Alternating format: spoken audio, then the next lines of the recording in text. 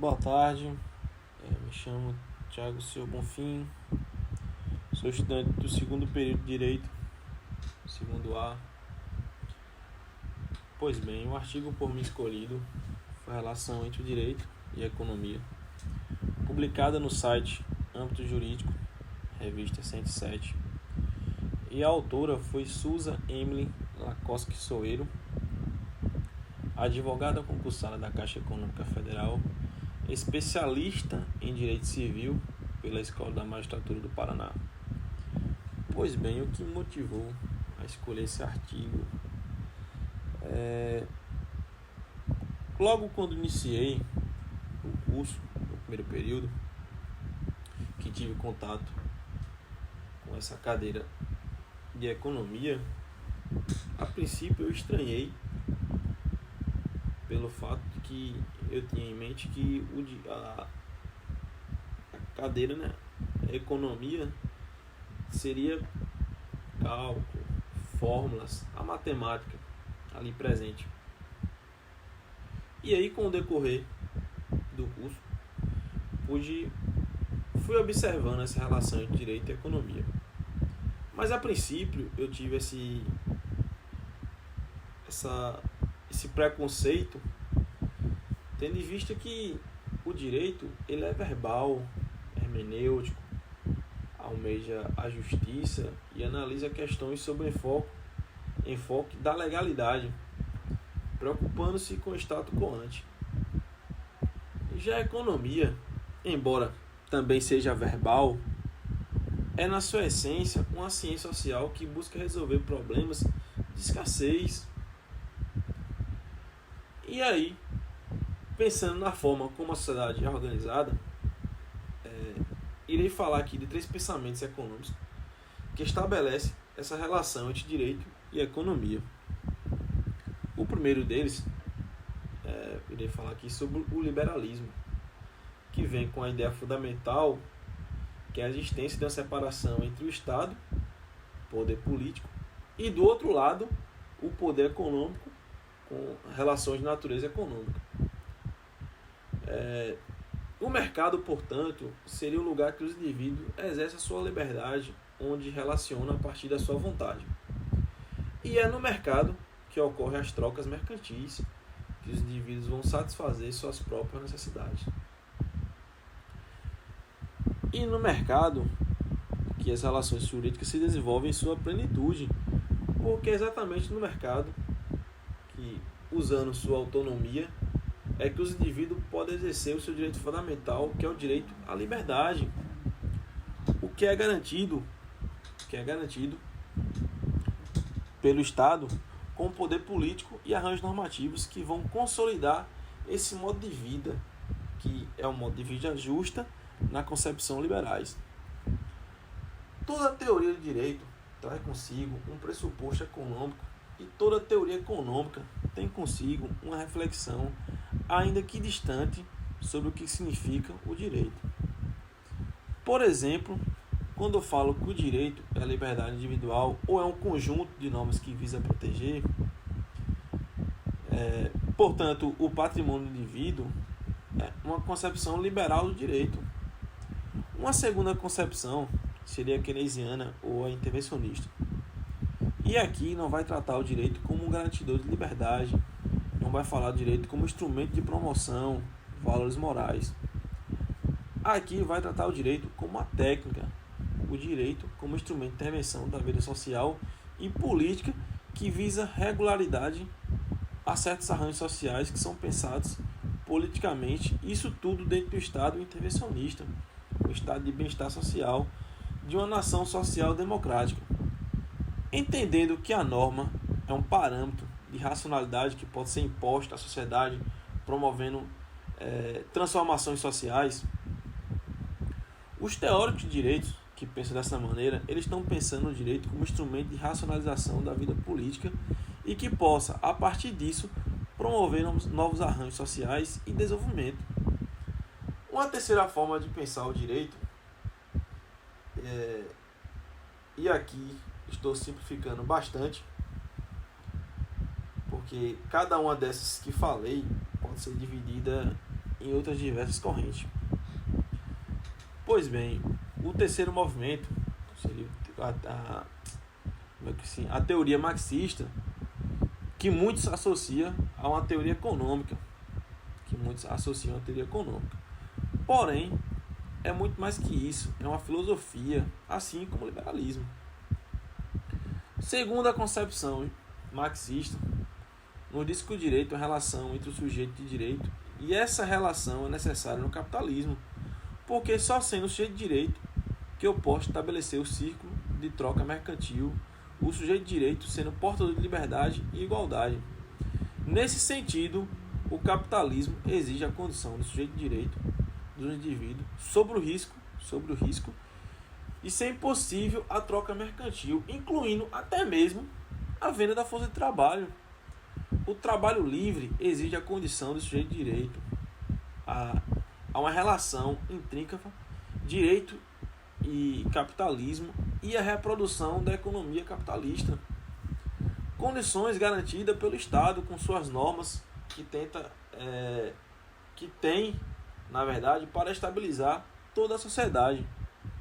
No contexto econômico atual, as modificações da Constituição Federal, as ideias das reformas que muitos falam, elas têm uma ligação direta com as transformações da economia, especialmente no período de crise.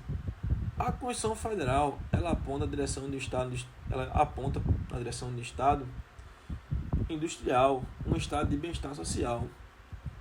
Mas diante do contexto econômico e das forças de poder econômico, ela precisa ser modificada.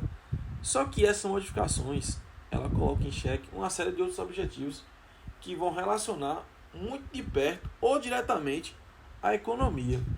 Porque uma economia industrial, e esse é o pacto da nossa Constituição, ela exige que haja pagamento de salário,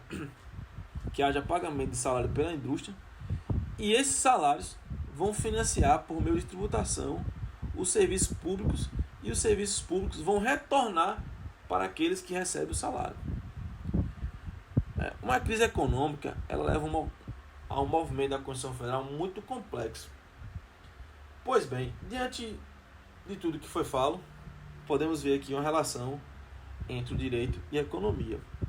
Saliento que isso aqui foi uma introdução ao artigo ao qual eu vou iniciar. Só foi tentando ir mostrando que existe uma relação entre a teoria geral do direito e a economia com esse artigo. Pois bem, agora iniciando o artigo, relação entre o direito e a economia, pude ver o quanto o direito e a economia têm pontos comuns. O direito, ele, junto com a economia, vem com a forma de desenvolvimento social, desenvolvimento econômico. E mais uma vez, repito, o direito ele tem efeito direto na economia. Nessa era da globalização é que percebemos a necessidade dessa integração entre direito e economia. E aqui, o direito como uma forma de regular a forma da produção de bens e a prestação de serviços. E já a economia, ela busca um melhor desempenho diante do mercado. Nesse artigo, também podemos ver que o sistema jurídico adotado em um país interfere diretamente na economia desse país. E aqui, quando eu estou falando de sistema jurídico, eu estou falando do Civil Law e do Common Law. E já é de conhecimento de todos, né? O Civil Law, o sistema jurídico, onde a sua principal fonte é a lei, baseada em normas escritas, codificadas. Já o segundo, né, o Common Law, ele é baseado em costumes. E só para salientar aqui, o sistema jurídico adotado pelo Brasil é o Civil Law. Pois bem, nesse artigo nos é dado como exemplo um despejo do inquilino ou a cobrança de um cheque, que pode ser tratado de modo diferente a depender do sistema jurídico adotado nesse país. Onde nos diz que o sistema jurídico decorrente do Civil Law possui um baixo desempenho econômico. pois são países que oferecem menor proteção jurídica aos seus investidores, o que resulta diretamente na economia desse país. Como foi falado, o Civil Law ele é baseado com uma lei sendo sua principal fonte. O que vale é o que está na lei.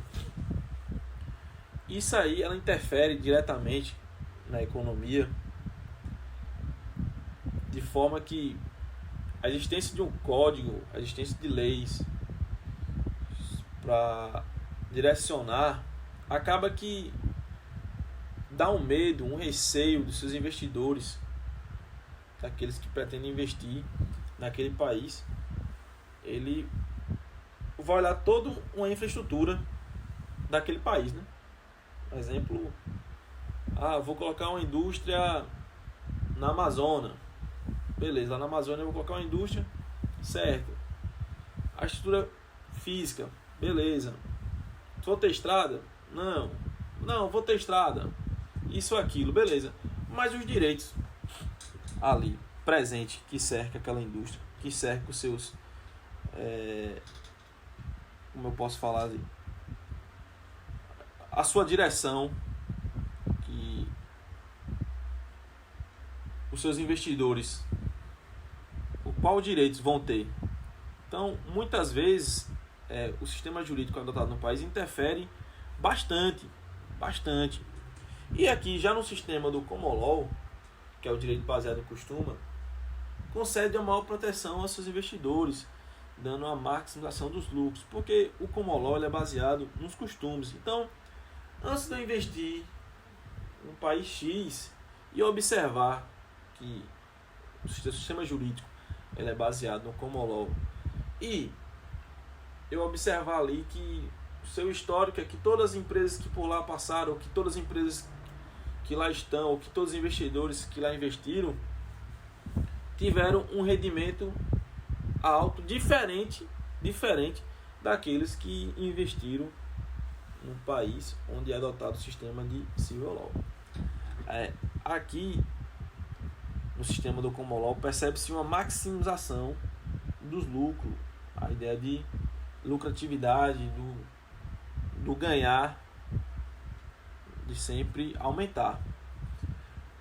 Pois bem, aqui ele fala aqui de uma forma bem resumida, bem simples,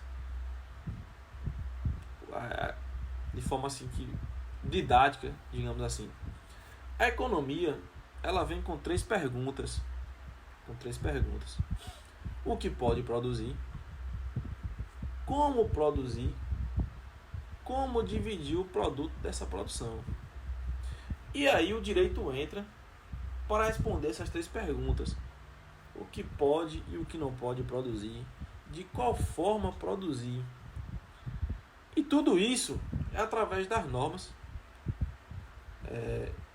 do direito, com seus institutos de contrato, propriedades, isso aqui como exemplo. E, mais uma vez, podemos ver a ideia do liberalismo, com a sua ideia fundamental de separação do Estado, do poder político. Porque, exatamente, podemos ver essa relação jurídica no mercado. Essa relação jurídica, ela se desenvolve em sua plenitude no mercado, que é justamente onde o indivíduo exerce o direito à liberdade. E aí o Estado entra com seus arranjos normativos que vai consolidar esse modo de vida, que na concepção liberalista é um modo de vida justo. E aqui, só para falar de forma bem resumida, né, da teoria keynesiana, que já foi falo mais acima, né, que tá ligado ao Estado intervencionista, e o direito ele como uma técnica. E aqui, de que forma as normas, e aqui eu falo, as boas normas, ela tem uma interferência enorme no crescimento e desenvolvimento econômico do país. Mais uma vez, eu repito, o direito ele tem efeito direto na economia.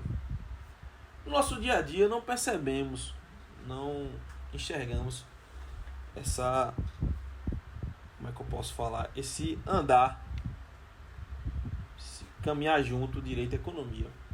Mas o direito está presente quando vamos a um supermercado, ao mercado, a uma farmácia,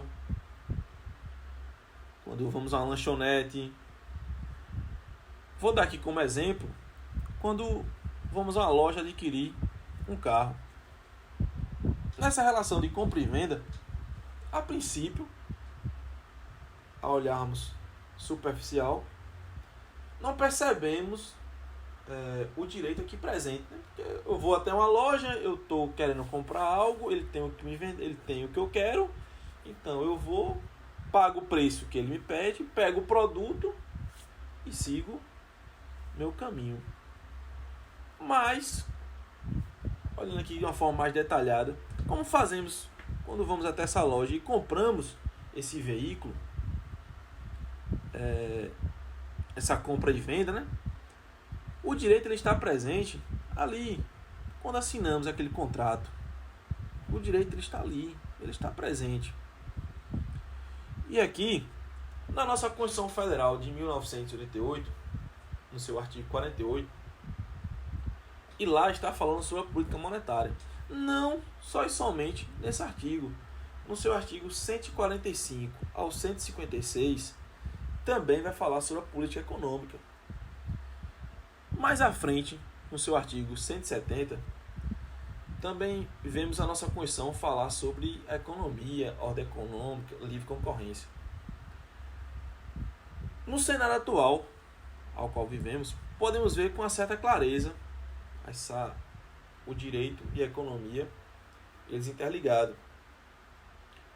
Nesse cenário atual do novo coronavírus, podemos ver aí muitos comércios fechados, com essa ideia de quarentena, consequentemente a economia local,